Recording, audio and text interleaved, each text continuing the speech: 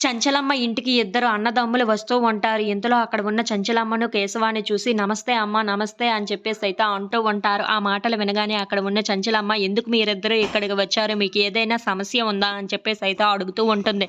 ఆ మాటలు వినగానే అక్కడ ఉన్నవాళ్ళు అయితే, "అవునమ్మా, సమస్య ప్రకారమే ఇక్కడికి వచ్చాము. కానీ మాకు ఆ సమస్య తీరిపోయింది మీ దగ్గరికి రాకముందే" అని చెప్పేసైతే అంటూ ఉంటారు. ఆ మాటలు వినగానే అక్కడ ఉన్న చంచలమ్మ అయితే ఒక్కసారిగా షాక్ అయిపోయి, "ఏంటి, సమస్య తీరిపోయిందా? ఎవరు తీర్చారు ఆ సమస్యని?" అని చెప్పేసైతే అడుగుతూ ఉంటుంది. ఇంతలో అక్కడ మాటలు విన్న సింధూర, "అత్తమ్మ, ఆ సమస్య తీర్చింది ఎవరో నేను చెప్తాను" అని చెప్పేసైతే అనుకుంటూ చంచలమ్మ దగ్గరికి వస్తూ ఉంటుంది. "ఆ సమస్య ఎవరు తీర్చారో మీకు ఇప్పుడే నేను చూపిస్తాను" అని చెప్పేసైతే అక్కడ ఉన్న చంటిని చాలా గట్టిగా పిలుస్తూ ఉంటుంది. ఇంతలో చంటి, "ఏంటి సింధూర గారు పిలుస్తున్నట్టు ఉన్నారు" అని చెప్పేసైతే అనుకుంటూ అక్కడికి వస్తూ ఉంటాడు. "ఈ సమస్యను తీర్చింది ఎవరో కాదు, ఇదిగో నా భర్త చంటినే" అని చెప్పేసైతే వాళ్ళ అత్తమ్మకు చూపిస్తూ ఉంటుంది. అది చూడగానే అక్కడ ఉన్న చంచలమ్మ అయితే ఒక్కసారిగా షాక్ అయిపోతూ ఉంటుంది. ఇంతలో అక్కడ ఉన్నవాళ్ళు అయితే, "అవునమ్మా, ఆ సమస్యను తీర్చింది ఎవరో కాదు, చంటినే. మా ఇద్దరం ఇక కలిసే ఉంటాము. ఇక ఎప్పటికీ విడిపోము" అని చెప్పేసైతే అంటూ ఉంటారు. ఆ మాటలు వినగానే అక్కడ ఉన్న సింధూర అయితే చాలా సంతోషించి, "నా భర్తే వీళ్ళిద్దరి సమస్యను